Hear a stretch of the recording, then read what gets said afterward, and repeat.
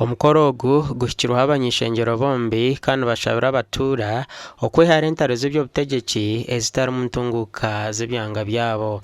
Itwite tukuza mbururu hati ntwenda tuzaha tukore ubwire kuburake hano haburayo obwire buke tuyizomu na ba benesi n'aba namara bona dene tugire ngo hati nimutwenda tugumize muninga turugemo kunka hati byo kusiba omuntu tuzomu akaruru ntunanka no kusiso bwire cyecho nika turete za simenti tombeke tugire tuti ka paint kararebuke tukarete ibintu bitambaro misho.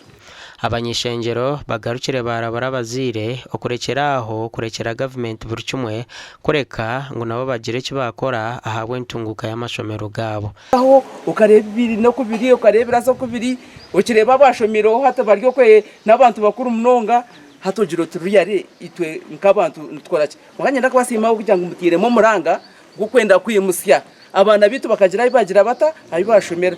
Bakuru b'ishomero Elia Rushoroza Primary School basimira omny'eishengyero Kateshumbwa ahabwe omuganda ogw'abahire. Obuija tukakutera omuranga twakugambira problems ezitwabe twine na zimwe nizo zimwe z'okusorovingaho webare munonga ntwakira. Abingi bayembapangisa omutawuni mbaheto muri biroko abamwe batambuze bigere kuruga harimo nonga kwija ku kampo habumwe bakahibiri n'ecweka baceriro mwen hati obutwaza kombe keze enzu itano mukono gumwe hati nyina masiko ngo kizube cyaho kandi na performance umwishimira nayo ko yongera nebaje.